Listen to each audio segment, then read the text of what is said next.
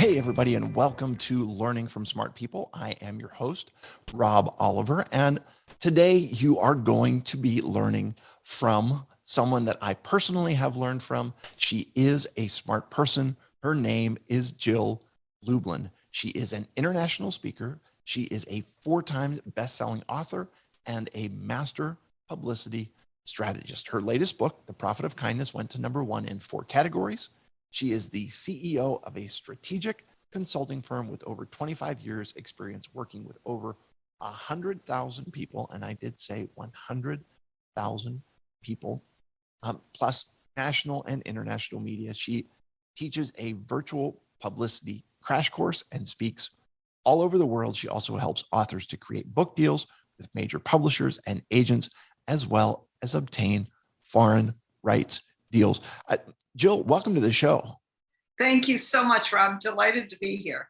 Oh, you bet. And here's what I'm excited about. In the midst of all of it, the stuff that you are doing, as we went over in your intro, somehow you managed to carve out a half hour to spend it with us. So I appreciate that. So let me just kind of start with your backstory. Like, how did you get to be where you are today? Were you in media, or kind of what brought you to where you are today? Well, I think like a lot of people, I kind of, stumbled my way through. I actually was in law school wanting to be an attorney, having nothing to do with anything I'm doing. And then I got to law school. Not a great place for somebody like me who's highly creative and, great at, which makes me great at what I do now. But I'm not that kind of law school kind of thinker. So I dropped out. And that was when I found out my path, which was promotion and publicity. And I ended up in the music business. And that taught me everything I needed to know about publicity, because it's really based in perception. And from there, went on to open my own PR agency, and then got tapped on the shoulder to write my first book, Guerrilla Publicity. And that started my international speaking and doing now virtual publicity courses, which I'm loving.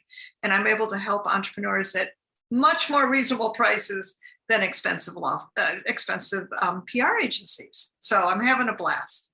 Excellent. So talk to me then a little bit about what's your definition of PR? Like what does, when you say PR, public relations, what does that mean to you? Because to me, I think that there's a lot of varying definitions out there. So let's start off with that kind of understanding, please. Sure. So I want you all to think about publicity like a tree, right? And so when you think of marketing, which is a bigger term, the tree is marketing.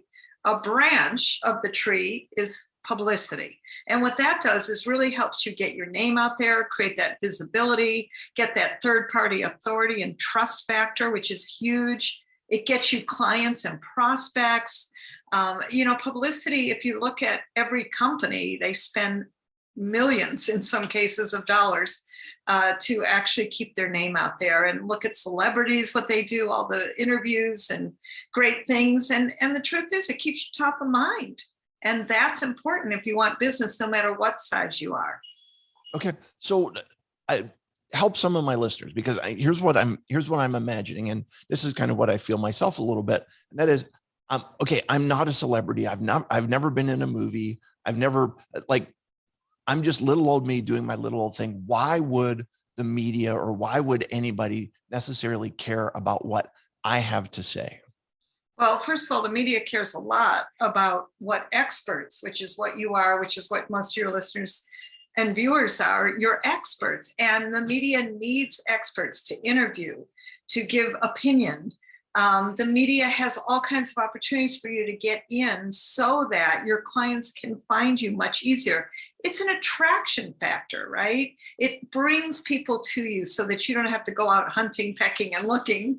And that's a beautiful thing. It puts you in front of your competition. You don't have to have a book, be a celebrity, or any of that to get in media. Media needs regular, everyday, wonderful people to interview, to get opinions from, because that's a lot of what it is. Opinions, putting your name out there and creating that recognition factor, or as I like to call it, I've heard of you somewhere. Got it. Okay. So let's build on this. You talked about the fact that I'm an expert and that my listeners and viewers are experts as well.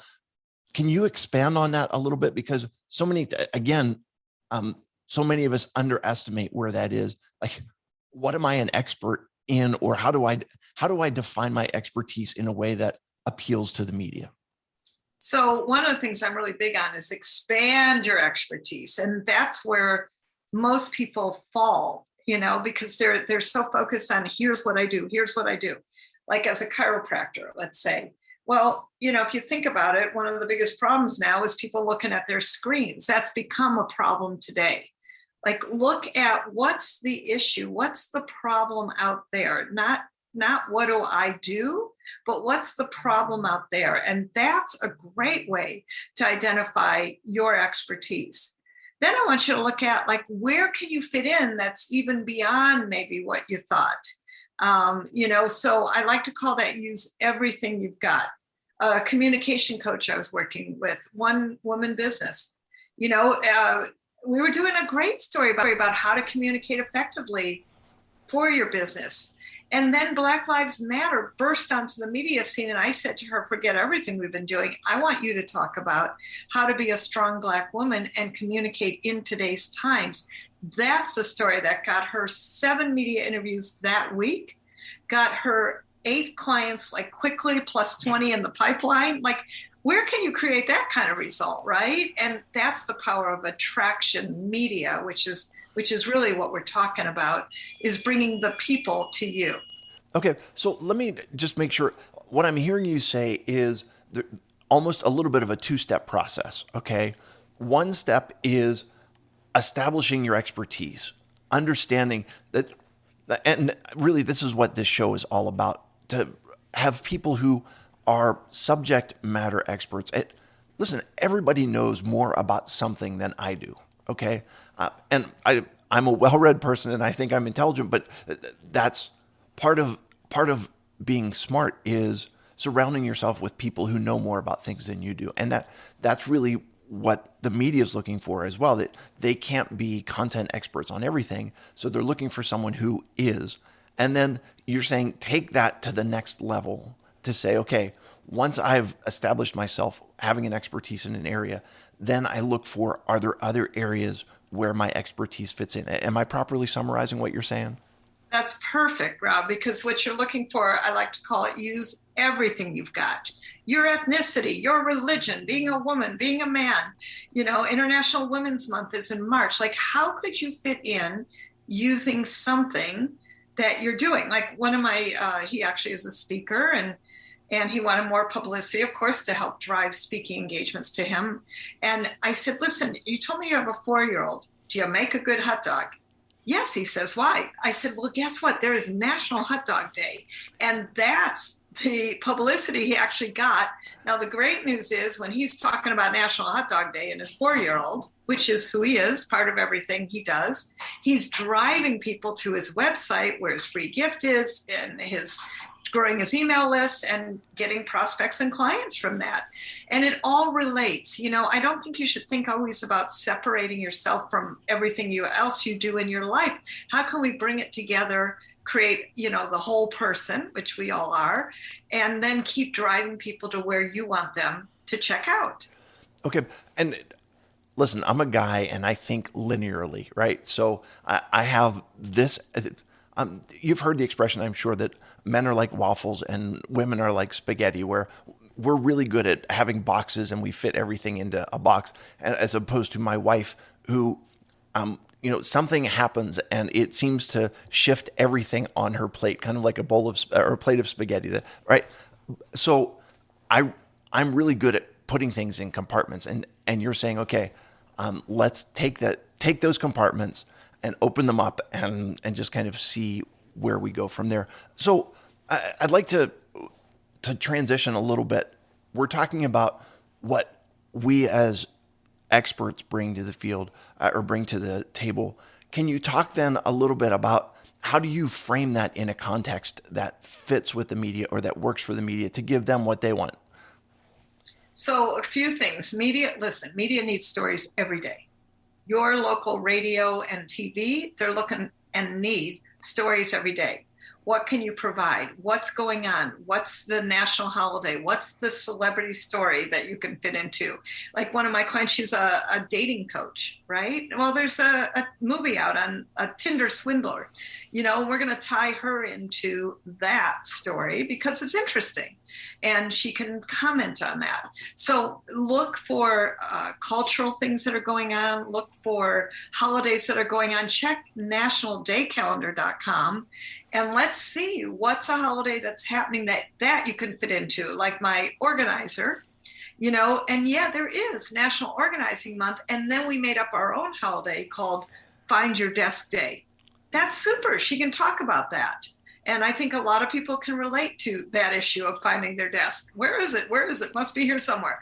Um, you see, so that's what I'm talking about is put yourself into the media's shoes. And the truth is they need people to comment. Do you know there are over, we'll just talk radio, not even podcasts like this, which I think has multiplied our chances of getting in media. I'm super excited about all the media possibilities now because of the addition to podcasts, because of the addition to .coms on every TV and radio show there is.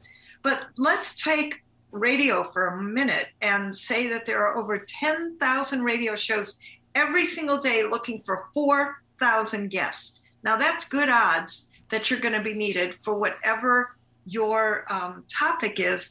What I'm encouraging your listeners to do is to get beyond what you think your topic is and bring in some more possibilities to what you pitch and talk about. Okay, so you brought up the concept of pitching, and let's talk about that for a little bit because in the olden days, I'm almost 50, so I remember the days of faxes where having a fax machine in your office meant that you were getting faxes every day from plumbers and just all kinds of goofy faxes that came in. And their basic concept was we're going to send faxes everywhere that will receive a fax, and we're going to send them all the same thing. That didn't really work for us in the office because we didn't need those things. But how can we as experts move past that concept of just sending out the same thing to every media outlet out there to actually writing pitches or creating pitches that are going to be effective and not just viewed as another piece of junk mail? So realize again that the media is really looking for experts. So they do need you. And even though they don't always act like it, they do need you. One thing that's highly effective is your subject line, right? Make it engaging, make it interesting. And it's not always, sometimes you pick up the phone and you actually call producers. You'd be surprised how many times you can actually reach them. Like for Profit of Kindness, when I was pitching for World Kindness Day, which is in November, I literally just picked up the phone. And then they would say, okay, great, send me info, in which case I did. But at least I started that relationship. They know there's a real human behind that. So I think that picking up your phone and also focusing in on local media is really good. Why? Because local media needs, again, experts. They need people who will show up and connect and be their locally seen and heard experts who are part of the community. So they love local experts. Just saying, it's a great tip for all of you. And then you might look at, well, how can my expertise fit within the local celebrity story or the big story that's going on in the news? How can I fit in? Like when Profit of Kindness came out, there was a lot of divisiveness in politics, in positions, in people's thoughts and actions. And so my press release started with the divided states of America. That's what caught people's attention. But I really want to underline for all of you listening there that you don't have to have a book. Like you can be a one-person business and start getting media, because that's the power of that, getting ahead of your competition, being known, seen, and heard, and that ultimately the trust factor that people seen you somewhere, heard of you, and they just feel more connected to you. It's amazing what happens. Yeah, and it's one of those things where when you're looking at a website and it gives you an as seen on, and they give you the list of places where they've appeared in the media, that is a confidence builder. That is a sign of credibility, and just it gives you a little bit, as you said, it gives you a leg up on your competition. Um, Again, I'm curious when we're talking about this.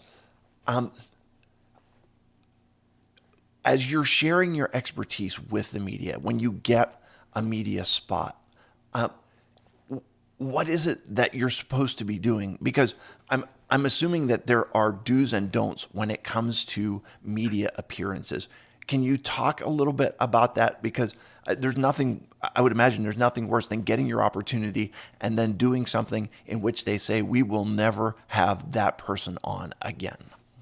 Yes, well, you always want to be a good guest, which means polite, which means follow the directions, know how long the media interview is. Like with major media, you're going to get about four minutes, maybe 5. So you got to come out the gate strong. You've got to be articulate. Your energy has to be good. Keep your energy good. I mean, honestly, if your energy's good, you remember to smile occasionally, and you give good content, you're going to be a great guest. No worries. Right? Not everything has to be perfect, but be as articulate as you can. Sometimes I recommend to people keep a 3x5 note card with your three main points. Don't go over it. This is like major media. Most podcasts, let's call it 20 to 30 minutes. They will have some questions. They're going to ask you follow along. Again, being a good guest, being gracious, knowing what you can and can't promote is important. So you don't want to be overly promotional. What does that mean? Listen, I advise people mention your product services maybe with 3 times in an average media interview. Like I might say, well, in my virtual publicity classes, I've helped people too, or there's this one guy who, and then tell a story, right? So if you can do that, but I wouldn't say like on page 85 of Guerrilla Publicity, we talk about so don't be ridiculous in your promotion. I think everybody knows that line, right? So I think that's important. You want to be of value. I remember when I interviewed Entrepreneur Magazine for Guerrilla Publicity as I was writing it, I actually asked them, what do you love and what do you hate about publicity? And I remember the editor at Entrepreneur Magazine, of course, all of you would want to be in that, she said to me, tell people to be of value and benefit. And so that means you want to give some great points. You want to tell people what to do. You notice I've given you a website that you could check easily. I told you some very specific approaches and what to do, like Rob's asking, and what not to do is really good. So be a great guest, and that means of value. And I think that's really a key. No doubt. And I'll say, I remember specifically this was not me, thankfully. I was listening to a radio show and they had an author on, and every question that they asked the author, the answer was the same. Well, it's in the book. So you have to buy the book in order to get it. And what I was really seeing there was they were thinking that the interview was about them. And this interview, when you are the expert, while it may feel good, this interview is not actually about you. The interview is about the audience that is watching or listening to what's going on, because ultimately that's what the media is in the business of. They're in the business of getting faces in front of TV screens or ears in front of radio speakers or eyeballs on newspapers. And if you can help them do that, then you become a media darling. Am I properly framing that? That is perfect. And you never answer with, it's in the book or read my paper or whatever. No, it's about tell people what to do. And that's why I like 3, give people solutions, real solutions, like things that you would charge for, my friends. Give it away, because that's dripping the gold, is what I like to call it, drip gold. You need to do that and tell people what to do. Number one, then you're perceived as an expert and you're being that service, right? You're being in service to others. And I'm going to tell you, the way to, get asked back is to give those valuable comments, memorable comments. Come up with sound bites. You have to come up with sound bites. Like I said to you, use everything you've got. That's a sound bite. Create the I've heard of you somewhere syndrome. That's a sound bite. They're simple, they're easy, they're fun to remember. So that's something to focus on, is come up with some quick quips that will make you memorable. And that's what people will remember and keep coming back for more.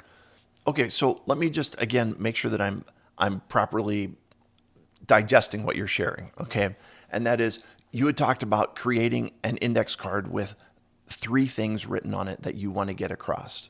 Okay, and what I'm hearing you say is those three things should almost be in the form of a sentence, or just a one line that, as you're going through, you're going to be able to say, create the I've heard of you somewhere concept, or expand your expertise. Those kind of concepts that your entire media interview will be different with every person that you are interviewed by, but there are going to be core concepts that relate to what your expertise is, and that are going to come through in every single interview. Is that framed properly? Yeah, that is great. And when you said, on the note, on the note or your little piece of paper, here's what I'd say. Those three things are not just what you want to get across, but they're actually solutions. Like, think about with the media, they are solving problems in the marketplace, right? They're giving you things to do. They're addressing main issues. What you want to be is a solution provider. So those three need to be oriented towards solutions with, in my opinion, good sound bites worked in, so that you're memorable, so that people go, oh yeah, right, Jill said, create that I've heard of you somewhere syndrome, and get known for different pieces. But listen, start where you start with one, and then you can build it. Because what'll be interesting is you'll know when people are leaning in, when they're listening more. You'll know their eyes will light up. And when that happens, write it down, my friends, because that's what you want to be remembered for. Okay, and how many times have you heard the media sharing those things to say, there are three things you should never put in your child's lunchbox. Tune in. Action News at 11. Action News at 11 has the details. Or there are four things you need in your car before you leave in the morning, and tune in at whatever time it is to get this. And so, in that way, what you're talking about is creating solutions. The media is looking for solutions to share, and as the expert, you're the one that has those. What do you think about doing those quick hit lists of three things or five things, or something that to share that are real tangible solutions that people can take away? What are your thoughts there? I love that. I tend to stay with three, not even five, just because on an average, like I said, it's 4 minutes. That's enough, and even up to 10, 15 minutes, it's enough. So you just want to make some main points that are memorable. And if you notice, what you just did was you spoke in the headlines. So I'm going to encourage all of you to speak and write in headlines. And so think in headlines, right? Like, what is compelling? Sometimes it will be a scary story.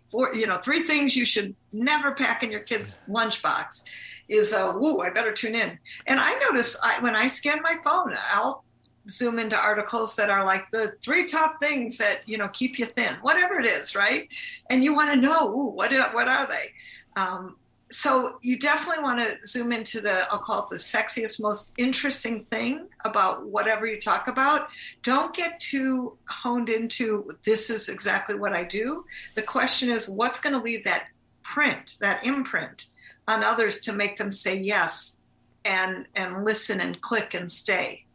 Okay, I want to go back to something you said a little bit earlier, and that is, you talked about when a story comes out about a celebrity and you have a comment on it, or when, as you said, a movie came out about Tinder and you've got a dating expert.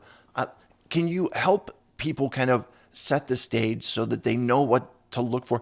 I've heard the term kind of newsjacking, where whatever is in the news right now that you have a comment on or that you can provide expertise about, jump on that. Can you give some insights or some tips on how to help with that?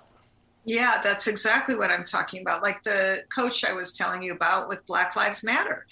That's what we talked about, not her. But we if you notice, moved her coaching into that about being a Black woman, right? Because that's what was relevant and continues to be. So you want to be relevant to what's going on, but address the what's going on. Not like, oh, here's who I am, here's who I am. The question is, how is what you do relevant to what's going on? That's the newsjacking part. And it's like, like the Tinder bar movie, right? So she would hop onto that because she's a love and dating coach. And so would comment on that based on that. Yeah, that's you hop on based on what's the most relevant, what's the most timely, and then of course work it into sound bites so that it stays with people. Got it. Listen, Jill, you've shared a lot of great insight, and I really appreciate that. If people are looking to learn more about you or work with you, what's the best way to connect?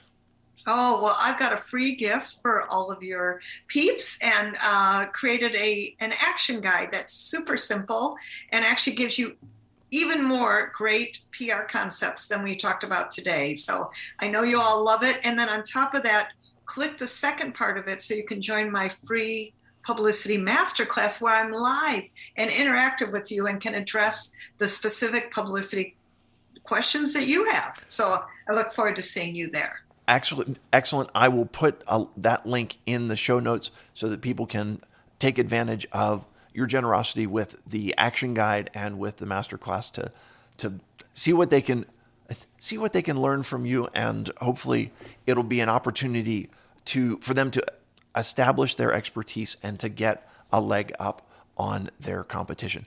Jill Lublin, thank you. It is time for 3 questions to establish your humanity. Are you ready for these, my friend? I'm ready. Okay. So what did you want to be when you were a child? When you were a kid, what was it that you had visions of being when you grew up? Believe it or not, an attorney. Okay. Can I like that seems to be an odd thing. Any particular was there any particular reason that you can think of that you wanted to be an attorney when you were a kid? I think I wanted to be a ballerina first. Okay. Once I got through that phase, and was in a place to make a more informed decision, I'll call it. I think it was because I saw that as a way to really make a difference and help people, and using the legal system to solve problems seemed appealing to me, and until I got to law school. Just saying. Right. But it did seem appealing. Okay. So yeah. So what I'm hearing and what I think is, I do a lot of speaking to medical professionals, and people get into the medical profession so often because they want to help people. And it was very similarly, you were looking at being an attorney as a way to help people and to make a difference in your community. So very commendable on that. Absolutely. Thank you. Yeah. So if it is karaoke night, what is the one song that will get Jill Lublin in front of the mic to sing along to say, this is my karaoke go-to? Okay, I'm embarrassed, but it's Leaving on a Jet Plane. Hey, there's nothing to be embarrassed about that. Listen, I think that karaoke was invented as a way to help people get past their fear of being embarrassed and to realize, okay, you know what? We all have a little bit more talent than we realize, and maybe to give us a little bit of humility and realize we're not as majorly talented as possibly everyone else is, but it's about having fun, and that's no problem. Absolutely. Good. So, last question for you. We'll make this really easy. It is freezing cold right now in Pittsburgh, Pennsylvania, and I'm looking forward to the summer. And my go-to with the summer is an ice cream cone. So, if Jill Lublin is standing in the ice cream shop, and we're giving you a 3-scoop sundae, what are the 3 flavors of ice cream that are going into the Jill Lublin sundae? Oh my gosh, this is tough. Definitely chocolate peanut butter. Love that. I love pistachio, but I'm not sure if it goes with chocolate peanut butter, but I do love it. And then I love those like artisan creations. Like I had a lychee rose one time. Oh my God. So some cool artisan creation of multiple flavors would be the way I would go. Okay. And you know what? I am not going to ask you what kind of topping that you put on that because the peanut butter and the pistachio and the artisan all together, I think that you let the ice cream just stand for itself and you enjoy that and let it go. Absolutely. I'm not ruining it with anything else. Wonderful. Jill, thank you for spending time with us today. You are indeed a smart person. For all of my listeners, thank you for being with me. And I will remind you, as always, that when you stop learning, you stop living. Have a great day, everybody.